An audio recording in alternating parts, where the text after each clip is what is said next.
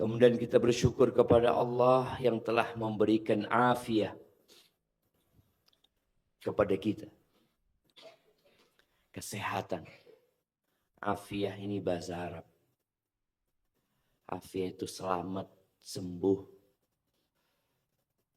Sehingga kita bisa melaksanakan aktivitas dengan sempurna. Tadi malam Ustaz Farhan menjelaskan tentang hadis Nabi SAW. Man kana aminan fi sirbihi. Mu'afan fi jasadihi. Indahu qutu yaumihi. Faka'annama hizat lahu dunya bihadafiriha. Barang siapa yang aman di tempat tinggalnya. Mau tempat tinggalnya itu tenda yang dia berpindah-pindah. Seperti suku Arab Baduy yang nomaden. Mau tempat tinggalnya itu kos-kosan yang dia harus membayar tiap bulannya. Atau mau tempat tinggalnya itu rumah permanen milik dia. Atau kamar hotel tempat kita tinggal malam ini. Atau tadi malam. Dia merasa aman di situ. Tidak ada teror. Tidak ada hal yang membuat dia tidak bisa tidur. Dia bisa tidur karena aman. Kemudian yang kedua, tadi mu'afan fi jasadihi. Badannya sehat. Kalau bicara penyakit, hampir semua punya penyakit. Siapa yang nggak punya penyakit di sini? Penyakitnya orang macam-macam. Ada yang penyakitnya, apa kata orang Jawa, cantengan. Tahu cantengan? Cantengan. Nggak ada orang. Oh, cantengan itu, iya yang di pojokan kuku, jempol biasanya. Apa Ustaz? Cemekam. Cantengan Ustaz, cantengan. Itu biasanya bahasa Betawi juga cantengan. Iya. Cantengan itu.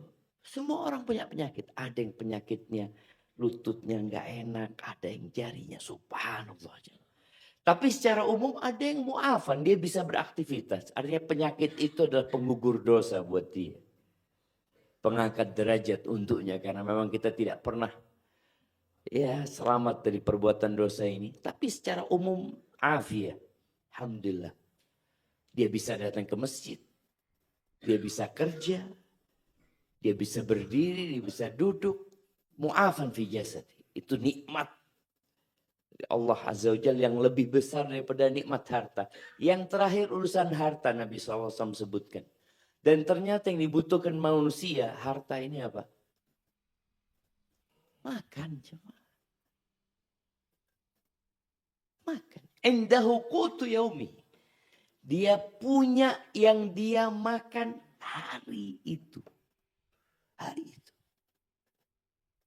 Qut, ya makanan pokok. Makan pokok kita apa? Nah, betul nasi jemaah. Kita makan semuanya. Nasi, mie, roti, apa semuanya. Pokoknya dia punya yang dia makan hari itu. Walaupun satu butir kurma. Subhanallah. Dia punya yang dia makan hari itu. Cukup untuk dia melaksanakan aktivitas. Seakan-akan dunia dan isinya diserahkan kepada dia. Maka nikmat afiah ini jarang disyukurin sama kita. Bapak-bapak lebih menghargai dikasih mobil. Mobil apa? Lamborghini lagi. Padahal kita nggak pernah kelihatan Lamborghini di mana, kayak apa Lamborghini. Iya, punya Lamborghini atau punya jempol kaki. Kita bandingkan ya Lamborghini sama jempol kaki. Oleh sebagian orang tuh tidak pernah mensyukuri jempol kakinya. Jari-jari 5 tuh di kakinya. Belum kakinya aja Maya. Cuma jarinya doang. Bandingkan punya Lamborghini tapi nggak punya jari kaki. Mau bapak-bapak? Lebih keren mana sekarang? Naik Lamborghini sama punya jari 5 di kakinya. Mungkin lebih keren Lamborghini. Dilihat orang. Kan dilihat orang, tapi buat kitanya. Orang yang punya Lamborghini kemudian nggak punya 5 jari. Kemudian ketika dia sholat dia satu soft sama orang yang punya 5 jari. Dia ngelihat, ya Allah. Termak tadi, nikmat sehat ini termasuk nikmat yang sering kita lupakan. Makanya nikmatani kata Nabi SAW kan. Maghbunun fihi ma katsirun minan nas. Ada 2 nikmat yang banyak orang lalai untuk mensyukurinya. Lalai untuk memanfaatnya. Dia tertipu dengan yang lainnya sehingga dia tidak bisa mengoptimalkan 2 nikmat ini. Apa 2 nikmat itu? As-sihhatu wal faragh. Sehat dan waktu luang. Nganggur. Antum tahu pengangguran itu? Itu nikmat apa enggak? Wallah nikmat. Cuma dia bisa baca Quran dari pagi sampai sore. Dia bisa. Kalau dia mau mensyukuri. Cuma kan enggak. Orang nganggur, ya Allah kok enggak ada kerjaan namanya. Ya Allah banyak kerjaan. Antum berangkat ke masjid, bersihkan masjid. Kerjaan. Cuma orang kan selalu berpikir kerjaan yang menghasilkan uang. Kembali lagi harta yang dia pikirkan. Padahal kita diciptakan dalam hidup ini bukan untuk cari harta. Untuk menjadi yang terbaik.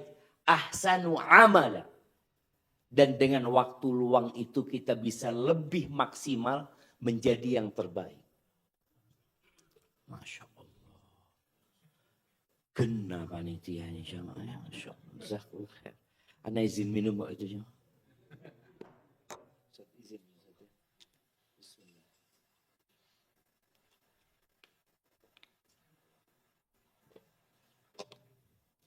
Alhamdulillah. Sampai mana kita jamaah? Ini gara-gara dikasih air ya Ustaz. Ya nikmat tuh sehat dan waktu luang. Makanya banyak orang ketika dikasih waktu luang mengeluh. Yang di PHK dia mengeluh. Iya, oke, dia mengeluh karena dia nggak kerja. Boleh jadi Allah mau kasih kerjaan yang lebih buat dia. Yang selama ini dia tidak bisa kerjakan. Baik, kita dikasih nikmat pagi hari ini. Allah kembalikan arwah kita. Yang kedua, Allah kasih sehat.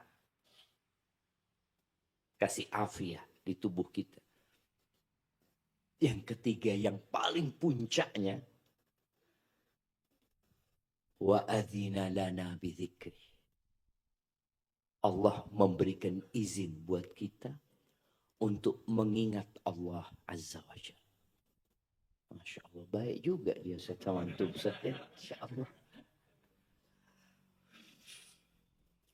Kita bisa bangun, kemudian berdoa, ambil wudhu, dan puncak dari zikrullah adalah salat.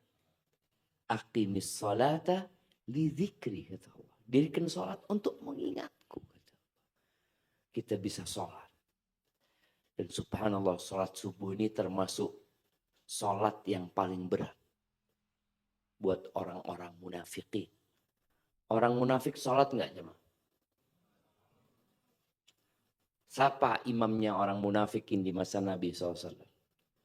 Nabi Muhammad SAW. Bayangin. Nabi jadi imam di sini, makmumnya ada sebagian yang munafik. Kenapa Anda sampaikan ini? Supaya kita nggak merasa aman dari sifat nifak. Kita sudah kumpul sama ustadz-ustadz. Kita duduk bersama orang-orang berilmu, datang ke majelis ilmu ya. Lalu kita merasa aman dari kemunafikan. Jangan. Bagaimana ceritanya seorang tabi'in, Ibn Abi Mulaikah.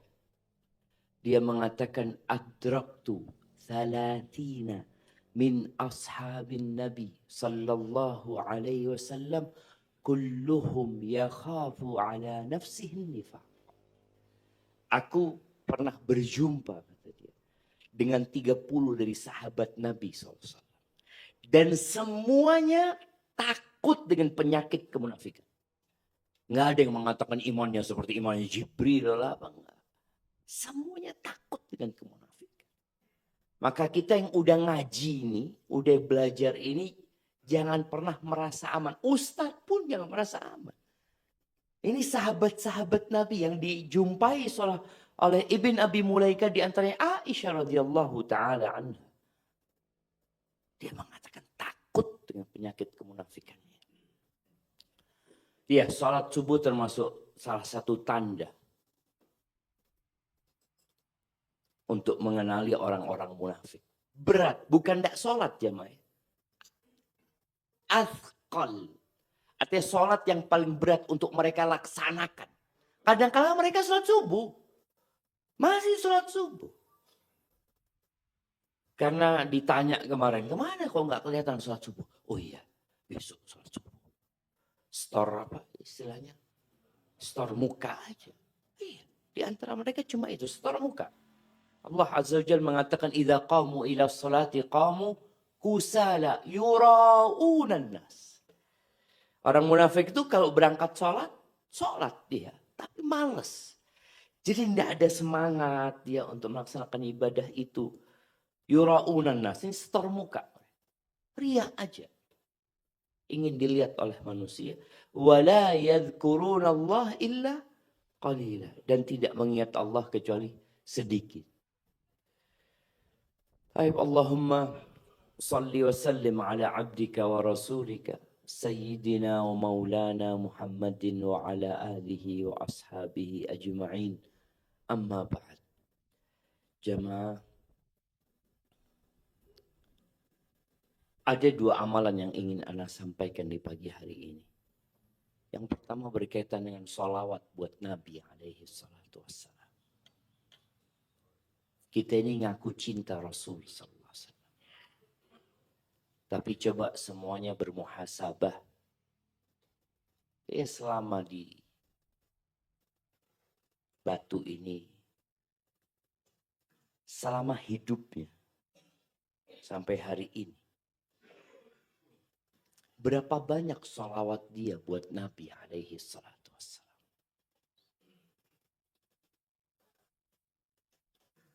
Berapa banyak. Sedangkan kita mengaku ahlus sunnah wal jamaah. Mengaku pengikut Rasul sallallahu alaihi wasallam.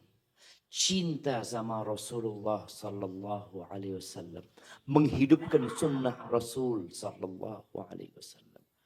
Tapi berapa banyak salawat kita buat Nabi alaihi salatu wassalam. Contoh kemarin hari Jumat. Itu harinya salawat. Di mana Nabi alaihi salatu wassalam mengatakan fa'akthiru fihi minas salati alaihi. Ketika beliau menjelaskan tentang keutamaan hari Jumat ini, beliau mengatakan fa'akthiru. Maka perbanyaklah kalian bersalawat kepadaku. Bukan biasa. Artinya kalau orang biasa sehari umpamanya dia bersalawat 100 kali buat Nabi alaihi salatu wassalam. Ada orang yang salawatnya tiap hari 1000 kali buat Nabi alaihi salatu wassalam. Ada yang mungkin lebih 2000 kali. Enggak ada batasan jumlah jamaah. Tapi setiap orang punya wirid mungkin yang dia lakukan. Untuk dia. Antum punya enggak? Wirid isinya salawat buat Nabi alaihi salatu wassalam. Bagaimana ceritanya seorang sahabat Ubay bin Ka'ab radhiyallahu anhu. Yang dia bertanya kepada Nabi alaihi salatu wasallam, "Kam aj'al laka min salati?" Berapa yang aku jadikan untukmu dalam doa-doaku, dalam permohonan-permohonanku. Yani salawat buat Nabi alaihi salatu wasallam. Nabi mengatakan, masyita, terserah engkau. Bagaimana kalau seperempatnya, bagaimana sepertiganya, bagaimana setengahnya. Akhirnya Ubay mengatakan, idzan aj'al laka min salati kullaha. Kalau begitu semua doa-doaku isinya salawat buat engkau ya Rasulullah sallallahu alaihi wasallam. Bayangin jemaah. Kita berapa banyak. Dan antum rasakan jemaah. Ketika antum memperbanyak salawat buat Nabi alaihi salatu wassalam. Kegundahan itu akan berkurang. Semakin banyak akan hilang. Karena ketika Ubay menyatakan, aku jadikan doa-doaku salawat buat engkau ya Rasulullah. Semuanya kata dia. Idzan tukfahammak. Wa yaghfirullahu laka dzambak. Kalau itu yang kau lakukan, semua kegundahan akan diselesaikan sama Allah SWT. Nggak ada apapun masalahnya, engkau tetap happy. Bayangin ya. Ada orang, bukan berarti orang nggak punya masalah ya. Semua orang punya masalah. Tapi bagaimana masalah itu datang, kau tetap happy. Nggak ada humum itu, nggak ada sudah. Ya sudah kata dia, Allah akan mudahkan seperti itu. Sampai seperti itu fadilahnya memperbanyak salawat buat Nabi SAW. Dan diampuni dosa-dosamu. Baca salawat, pahalanya diampuni dosa-dosanya. Sallallahu alaihi wasallam. Ya, kalau antum nggak salawat pun ya, Nabi tidak akan merugi. Karena innallaha wa malaikatahu yusalluna 'alan nabi. Allah dan para malaikatnya bersolawat buat Nabi alaihi salatu wassalam. Allah ingin mengajak orang-orang yang beriman ini dalam salawat Allah. Allah mengatakan, ya ayyuhalladzina amanu sallu alaihi wa sallimu taslima.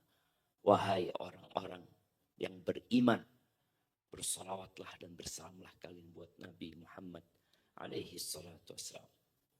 Yang kedua, masalah silaturrahim.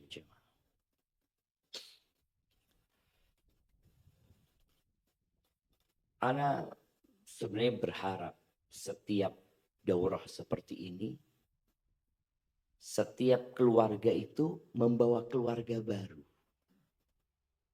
Membawa kerabatnya yang lain. Memang kita harus keluar uang ketika ngajak. Iya Ustaz.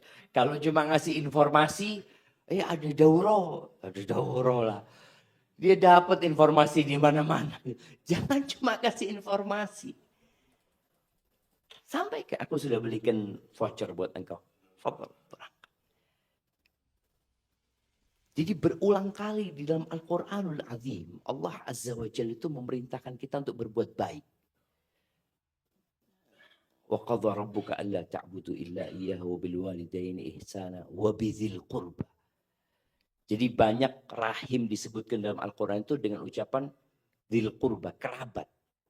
Kerabat. Juga Allah sebutkan al-arham. Di ayat pertama di surat An-Nisa. Wattaqullaha alladzi tasaaluna bihi wal arham. Jamaknya rahim itu. Dan jagalah rahim jangan sampai diputuskan. Jadi bukan hanya kita menjaga rahim jangan sampai diputus. Tapi bagaimana kita berbuat baik. Rasul sallallahu alaihi wasallam di hadis Abu Hurairah radhiyallahu anhu yang insyaallah kita sering dengar hadis ini ya. Man kana yu'minu billahi wal yaumil akhir. Barang siapa yang beriman kepada Allah dan hari akhir, fal yukrim dhaifahu. Hendaklah dia memuliakan tamunya. Ini hablum minan nas. Tamu itu kebanyakan orang lain. Kemudian Nabi SAW mengatakan, وَمَنْ كَانَ يُؤْمِنُ بِاللَّهِ وَالْيَوْمِ الْآخِرِ. Barang siapa beriman kepada Allah dan hari akhir, فَلْيَسِلْ رَحِمَهُ. Hendaklah dia menyambung rahimnya. Yang ketiga, مَنْ كَانَ يُؤْمِنُ بِاللَّهِ وَالْيَوْمِ الْآخِرِ فَلْيَقُلْ خَيْرًا aw liyasmut. Rahul Bukhari. Dan orang siapa yang beriman kepada Allah dan hari akhir, hendaklah dia berkata yang baik atau diam. Tuh. Yang merasa beriman, tolong perhatikan amalan-amalan ini. Amalan ini termasuk dari keimanan dan bukti keimanan. Memuliakan tamu. Tamu itu bukan zair ya. Memang kalau kita ngomong tamu itu siapa aja, Pak? Pokoknya siapa saja yang datang ke rumah kita, tidak ada tamu. Padahal sebenarnya istilah tamu dhaif itu adalah untuk tamu yang dari luar kota. Yang mereka membutuhkan penginapan. Yang mereka membutuhkan ya jamuan. Tapi kalau tamu yang datang ziarah itu ya dikatakan zair biasanya. Ya sudah kita muliakan. Tapi yang lebih utama adalah bagaimana memuliakan tamu yang datang dari luar kota. Ketika ada tamu dari luar kota, apalagi di masa lalu atau di masa sekarang. Di desa-desa. Ketika belum ada hotel. Nggak ada hotel jemaah. Masa itu. Kalau antum nggak kasih tempat tinggal buat tamu antum, ya mau tidur di mana dia? Kalau sekarang antum bisa sewakan hotel atau dia juga bisa booking hotel. Dulu juga yang namanya restoran-restoran mungkin tidak seperti sekarang. Kayak ceritanya Nabi Musa alaihissalam bersama Khadir. Ketika mereka datang ke satu kampung, mereka ingin dijamu, nggak dijamu sama mereka. Ya sudah nggak bisa, nggak ada restoran mereka mau makan di tempat itu. Maka hendaklah memuliakan tamu. Yang kedua, yang beriman kepada Allah dan hari akhir hendaklah menyambung rahimnya. Artinya silaturahim itu adalah al-ihsan ilal aqarib bil qawli wal fi'l. Silaturahim itu banyak diterjemahkan kumpul-kumpul. Yang bahasa Indonesia atau mungkin sudah jadi bahasa Indonesia, bahasa serapan ya. Yang dikatakan silaturahim, aku mau silaturahmi ya ke rumahmu ya.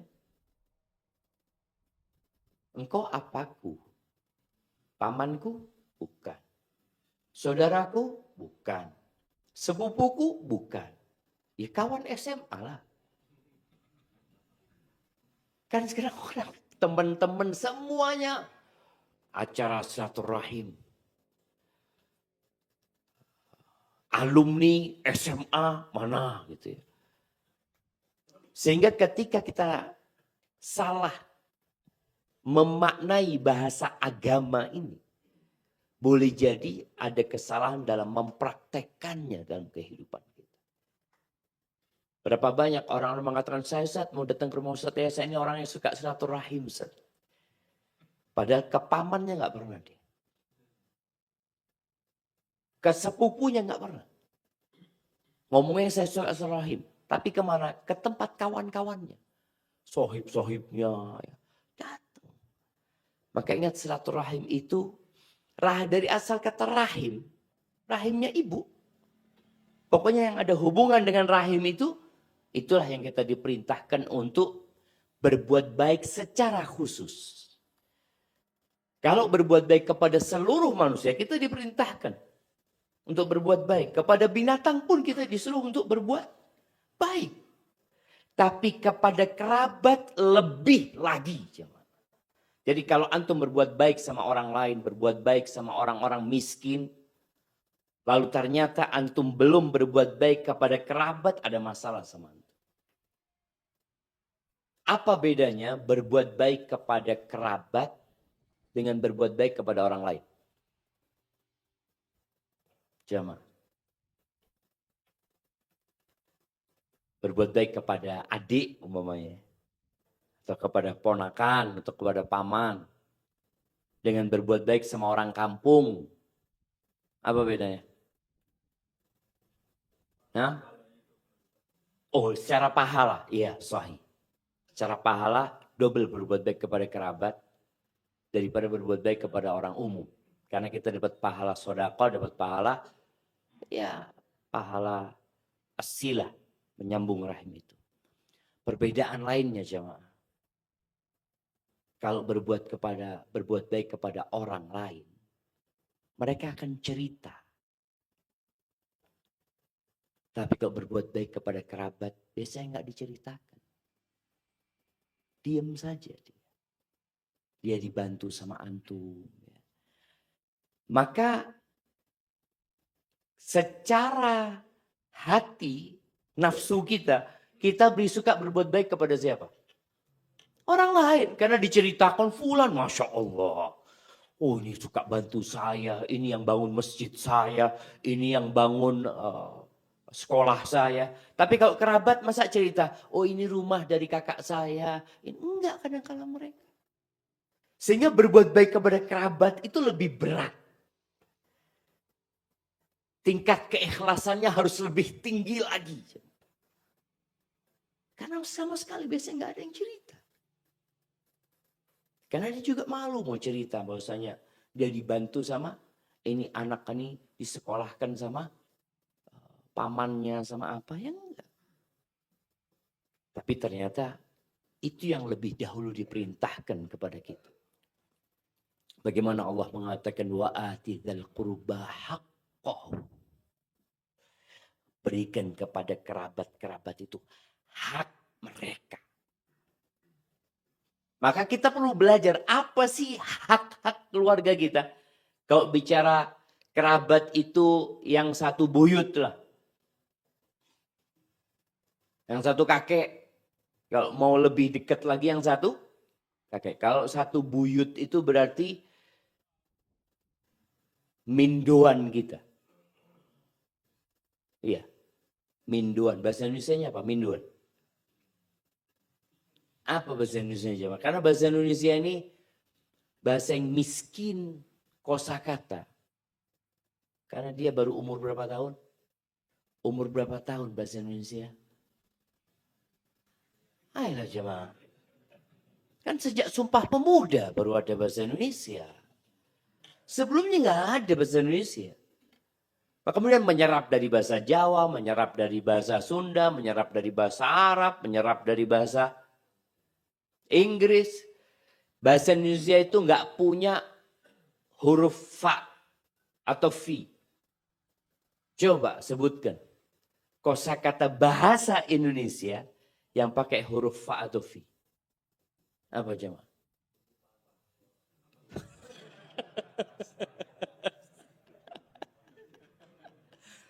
Nah, apa ya? Manfaat bahasa Arab. Faedah bahasa Arab. Validasi bahasa Inggris. Apa yang bahasa Indonesia coba? Fungsi bahasa Inggris. Apa? Hah? Fakultas ya bahasa Inggris. Nah. Kepada.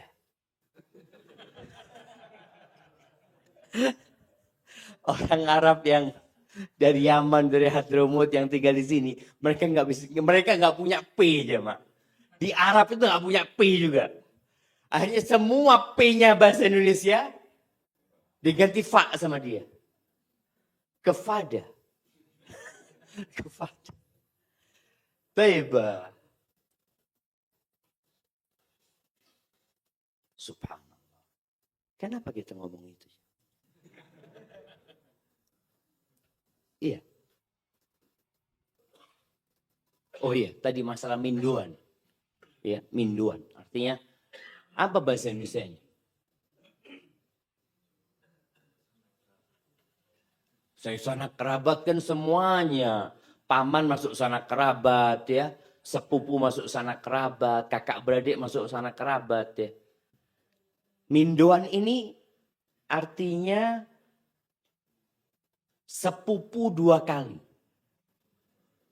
Pupu itu paha. Iya jemaah. Paha pupu itu. Bahasa apa lagi? Bahasa Jawa artinya. Kalau bahasa Arabnya fakhid. Kan ada kan afkhadu kada, disebutkan di bahasa Arab itu. Ini termasuknya fakhidnya, qabilah ini fakhidnya. Ada bahasa Arab itu. Ada butun, ada perut. Ada butun. Iya. Di bahasa Arab juga ada gitu. Nah, ini fakhid artinya sepupu. Sepupu itu satu paha. Dua pupu, dua paha. Artinya lebih jauh lagi. Sepupu itu anaknya paman kan.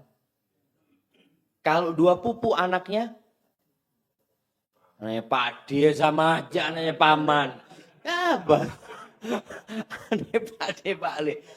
Hah? Anaknya paman beda mbah. Oh ya apa beda mbah? Anaknya bapaknya mbahnya saudara. Iya kan? Kalau sepupu ini satu mbah. Betul. Kalau dua pupu, mbahnya tetangga. Mbahnya sama beda. Jadi sapanya yang sama. Bukan bedanya yang perlu disebutkan itu buyutnya. Iya. Jadi sak buyut. Satu buyut. Itu dua pupu. Nah itu kerabat masuk rahim yang perlu kita sambung jemaah. Dan salah satu cara menyambung rahim itu adalah dengan cara menghafal nasab. Maka yang menghafal nasab itu disyariatkan bukan untuk berbangga-banggaan. Tapi untuk menyambung rahim. Nabi alaihissalatu wassalam nyuruh jemaah. Ta'allamu min ansabikum. Kalian pelajari nasab-nasab kalian. Apa tujuannya? Mata siluna bihi arhamakum. Yang dengannya kalian bisa menyambung rahim kalian. Dengannya itu kita bisa menyambung rahim kita. Coba sebutkan nasabnya. Nah, siapa namanya? Wasi Purwoko bin Absoro bin bingung. Mbani bingung. Bin siapa? Bin Harjo Darsono bin. Nah itu kan. Kebanyakan hafal cuma sama kakek. Akhirnya kita itu hanya menyambung rahim dengan sepupu. Yang sepupu dua kali udah gak kenal. Udah. Karena kalau bicara kenal ya harus kenal sama buyutnya dulu. Oh antum sak buyut sama mana gitu kan. Akhirnya kita jadi menyambung rahim ini. Dan ketika kita melihat jamaah. Tadi artinya silaturahim berbuat baik kepada kerabat kita. Baik dengan lisan atau dengan perbuatan. Hampir di setiap keluarga itu ada saja yang sukses secara ekonomi. Hampir setiap keluarga. Coba untuk perhatikan keluarga antum. Ada yang sukses secara ekonomi. Yang sukses secara ekonomi ini nggak usah jauh-jauh bagi zakatnya. Nggak usah jauh-jauh sodakohnya. Kerabatnya itu loh perhatikan. Jadi kalau bicara bagaimana Islam mengentas kemiskinan. Salah satunya mengajarkan nasab. Kemudian membuat orang-orang peduli dengan kerabat mereka. Yang nggak mampu sekolah, oh ada pamannya. Ada saudara pamannya atau sepupu pamannya tadi yang sukses berhasil. Maka ketika ini dilakukan, orang itu mempelajari nasab, dicatat nasabnya. Dia tahu siapa di antara keluarga kita yang susah hidupnya. Tapi kita banyak nggak melakukan itu. Maka usahakan. Antum ngomong sama anak antum. Nah, coba bikinkan nasabnya bapak. Tuliskan. Saudaranya bapak berapa, saudaranya mbah. Kita perlu tahu saudaranya. Mbah juga. Agar kita tahu siapa kerabat kita. Kemudian coba dicatat. Siapa di antara mereka yang susah hidupnya. Itulah ladang pahala kita. Yang tadi kalau bicara pahalanya double kita. Dan seorang yang cerdas itu dia akan memikirkan, saya berbuat baik ini pahalanya 10, berbuat baik ini pahalanya 20. Milih mana dia? Sama-sama, sodakonya sama-sama 100.000. Sama 100.000. Maka orang akan berpikir, loh, anak akan cari pahala yang double lah. Cuma kadangkala kita malas atau kurang cerdas dalam beramal soleh. Dan juga Nabi SAW menyebutkan tentang fadilah. Fadilah silaturahim. Kalau tadi hanya perintah ya. Fadilahnya apa? Fadilahnya itu fadilah dunia dan fadilah akhirat. Man ahabba atau man sarrahu ayyubsata lahu fi rizqihi wa yunsa'a lahu fi atharihi falyasil rahim. Barang siapa yang ingin diluaskan rezekinya, dipanjangkan umurnya, apa yang perlu dia lakukan? Silaturahim. Sambung rahimnya. Dan bicara berbuat baik kepada kerabat itu bukan harus berkunjung. Salah satunya berkunjung. Salah satunya berkunjung. Ya, yang paling mudah jamaah. Nabi SAW mengajarkan kepada kita, Bullu arhamakum walau bisalam. Basahi rahim kalian tuh. Walaupun dengan salam. Masya Allah. Anak punya paman, kita punya grup ya. Paman tuh kadang-kadang pagi-pagi gini sudah, Assalamualaikum. Gimana kabar anggota grup ini? Bas. Subhanallah. Ini mengamalkan hadis Nabi SAW. Basahi rahim kalian walaupun hanya sekedar salam. Cuma kesibukan kita kadang-kadang nggak punya waktu. Engkau dengan menyambung rahimmu, waktumu ditambah sama Allah Azza wa Jalla. Yang merasa nggak punya waktu dalam hidup ini karena kesibukannya, parkir sebentar antum. Kalau antum sibuk naik mobil, parkir mobil antum. Ngapa? Silaturahim. Antum pulang dari silaturahim, insya Allah waktunya ditambah sama Allah. Urusan-urusan jadi lebih mudah. Pekerjaan yang seharusnya dilakukan 3 hari, mungkin bisa antum lakukan 2 hari. Allah kasih berkah di waktu antum. Allah kasih waktu lebih buat antum. Padahal waktu kita semua sama, 24 jam. Maka bahasa nggak punya waktu, tolong ya nggak apa-apa, kalau nggak punya waktu, oke, parkir antum. Parkir di rumah saudara antum. Insya Allah pulang dari sana, antum punya waktu. Antum sekarang bisa kirimkan, Allahu Akbar jamaah. Peluang untuk berbuat baik kepada kerabat ini, Allah besar sekali dan mudah sekarang. Ustaz, anak punya kerabat Ustaz di Melabuh Ustaz. Di Aceh sana Ustaz. Oh jauh Ustaz, kalau harus ke sana Ustaz. Enggak. Antum bisa pesan online. Kirimkan hadiah buat mereka. Sampai ke rumah mereka. Ini silaturahim. Antum bisa pesankan martabak. Sekedar martabak. Dia lihat loh. Martabak dari siapa ini katanya. Masya Allah. Yang ngirim ternyata dari Malang ke Melabuh. Insya Allah. Itu antum, oh anak nggak perlu apa Ustaz? Nggak perlu ngasih tahu kalau anak yang kirim. Nggak apa-apa, kasih tahu. Kadang anak minta maaf ya, anak nggak bisa datang ke sana. Nih ada martabak enak kayaknya di situ. Coba antum bareng keluarga. Yang penting jaga hati, bukan untuk riak. Tadi kalau berbuat baik sama kerabat itu memang riaknya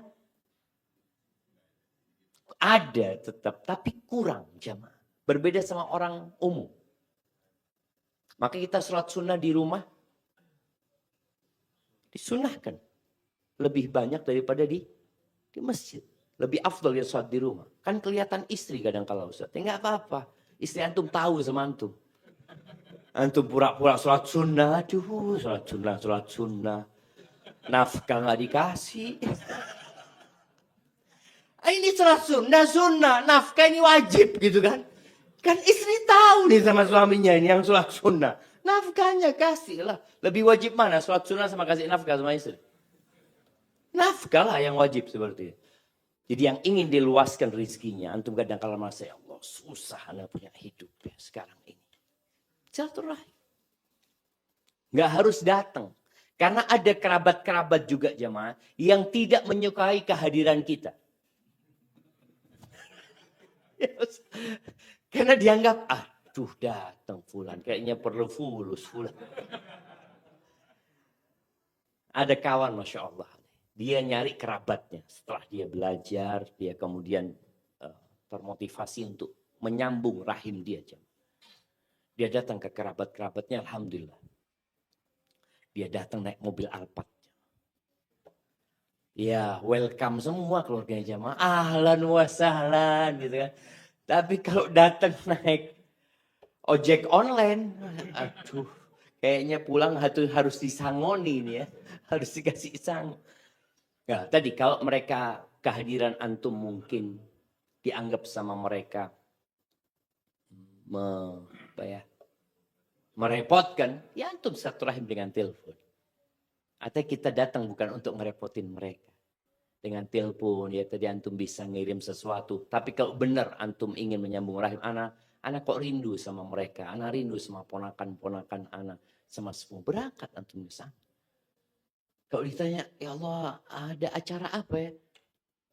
Kan kadang-kadang yang nggak biasa silaturahim ini ditanya, ada acara apa ke sini gitu loh. Ini nggak pernah muncul, tahu muncul ke sini kata dia. Mau utang duit.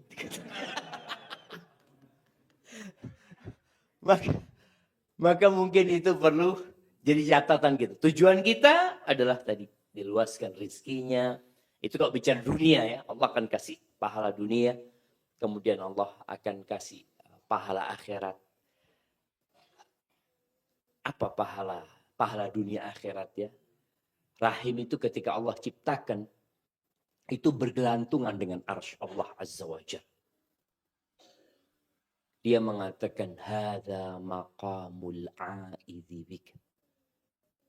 Ini posisi orang yang sedang meminta perlindungan kepadamu supaya nggak diputus rahim itu. Apa kata Allah kepada rahim ini? Jalla Jalaluh. Ama tardaina an asila man wasalaki wa aqta'a man qata'aki. Apa engkau enggak ridha dengan keputusan Allah ini? Aku akan sambung orang yang menyambungmu dan aku akan putuskan orang yang memutuskanmu. Subhanallah. Allah akan sambung. Sambung apa? Oh, sambung semuanya. Kebaikan-kebaikan Allah akan sambung buat orang itu. Allah akan berikan penghidupan yang penuh dengan kebahagiaan buat orang itu. Urusannya pokoknya disambungkan sama Allah. Dan aku akan putus orang yang memutuskan. Makanya orang yang memutuskan rahim itu la yadkhulul jannah. Enggak masuk surga. La yadkhulul jannata qati'. Orang ini sudah banyak sodakohnya, orang ini sudah haji, orang ini banyak amal solehnya, tapi jangan lupa ada keputusan Allah, la yadkhulul jannah qati', kata Nabi Muhammad SAW. Enggak masuk surga orang yang memutuskan rahim. Itu ancaman. Tapi kalau dia orang Islam kan ada kesempatan masuk surga. Iya, tapi ada ancaman itu. Enggak masuk surga. Harus mampir dulu di neraka, na'udzubillah. Maka daripada mampir di neraka, lebih baik mampir di rumah kerabat kita. Antum yang mungkin sudah tidak bertegur sapa karena urusan dunia, karena urusan harta, sambunglah rahim antum. Dan salah satunya menyambung rahim dengan acara daurah ini. Maka harapan anak setiap keluarga itu, nanti tahun depan, jangan ngasih informasi. Daftarkan. Mas, aku sudah daftarkan mas, liburan mas. Soalnya ada kerabat-kerabat kita yang belum ngaji. Kalau diajak kajian ke masjid nggak datang. Tapi liburan ke Batu, wah bismillah nak, yuk liburan gitu. Mudah-mudahan di sini ketemu sama Ustadz Farhan, Bu Furehan, Masya Allah. Dapat pencerahan, pulang. Yang awalnya benci sama sunnah. Yang awalnya nggak suka dengan kajian, dia jadi tahu. Ternyata orang-orang yang jenggoten ini baik-baik juga gitu kan. Kan di framing orang jenggoten itu jamaah teroris jamaah. Anak pernah isi khutbah nikah di Jember. Anaknya temennya bapak. Pas anak selesai ngisi sudah pulang. Malamnya temennya bapak datang ke bapak. Bapak namanya Riza. Riz, kata dia. Anakmu pas teko ya. Waktu datang anakmu, wong-wong ngomong kabeh. Apa iki kok undang teroris? Jadi sampai kayak gitu jemaah. Seperti itu. Tapi setelah diceramain, alhamdulillah mereka baru tahu kalau bukan teroris yang ceramah gitu kan. Jadi memang framing itu jelek. Maka harapannya ketika orang-orang itu datang dan antum juga di sini. Ini sudah kenal nggak sama yang di kanan dan di kiri? Sudah kenal antum sama yang di kiri antum? Yang di kanan? Sudah. Sudah kenal sama yang di kanan antum? Yang di kiri antum? Belum kan? Coba kenalan lah. Nggak bid'ah kenalan kan, Zat? Orang ini kenal enggak lah. Ayo, sekarang kenalan dulu baru Anda tutup, jemaah.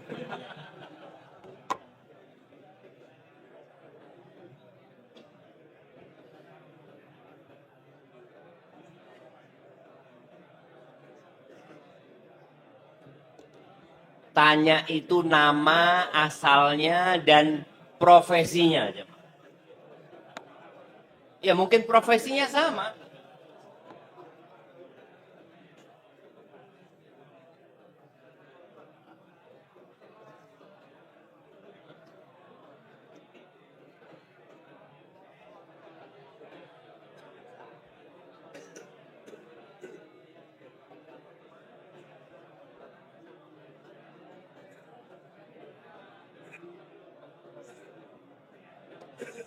Ibu-ibu juga jangan lupa ya.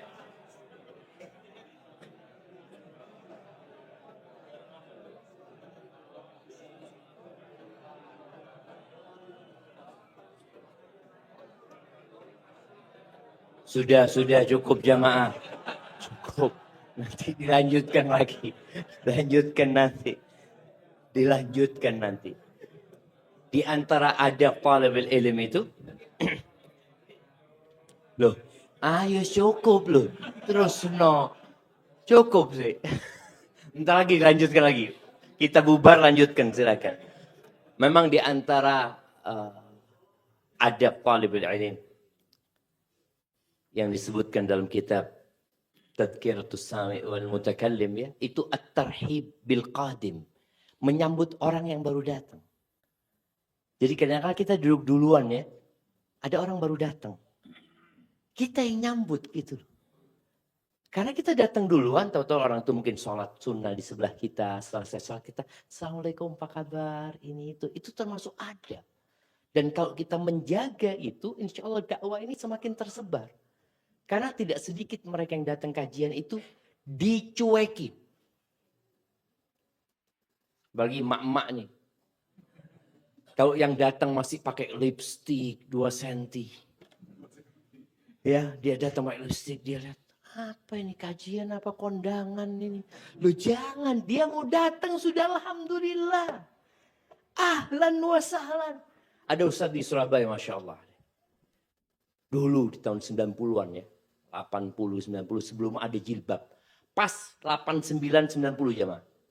Ketika jilbab mulai banyak dipakai ya. Ketika anak-anak SMA dikeluarkan dari sekolahnya gara-gara berjilbab. Ini ustaz lagi kajian di masjid. Tahu-tahu ada perempuan. Kita tahu lah perempuan-perempuan datang ke masjid itu bawa mukena. Roknya pendek. Sampai sekarang masih lihat ya, bajunya pendek, tapi dia bawa mukena, mau sholat dia, alhamdulillah. Kira-kira antum kalau ngelihat orang itu kayak apa? Ya Allah, na'udzubillah. Jangan na'udzubillah, alhamdulillah. Masih sholat dia. Masih sholat. Ini lagi kajian, Ustaz kajian, dia tanya, Ustaz, apa hukumnya jilbab Ustaz? Kata Ustaz ini, oh itu pembahasan nomor 27 nanti. Sudah dijawab Ustaz. Perempuan ini datang kajian terus ya mah. Nunggu pembahasan nomor 27. Sebelum nomor 27 udah pakai jilbab dia. Karena memang masalahnya iman. Orang-orang tuh tahu sama hukum tapi imannya lemah. Motor untuk menggerakkan itu lemah. Dikuatkan ini, insya Allah semua perintah-perintah Allah dia akan kerjakan nantinya. Maka tolong tadi ketika ada orang yang datang yang mungkin pakaiannya belum syar'i, ya, bagaimana kita menyambut dia, kenalan sama dia. Mungkin kita minta nomor handphonenya. Suatu saat kita datang kajian, kita WA, antum nggak datang hari ini. Nah, itu salah satu cara berdakwah. Aqulu qawli hadha wa astaghfirullah li wa lakum wa lisairil mu'minin wal mu'minat fastaghfiruh innahu huwal ghafurur rahim. Subhanakallahumma wa bihamdika asyhadu an la ilaha illa anta astaghfiruka wa atubu ilaik. Ya, acara selanjutnya apa?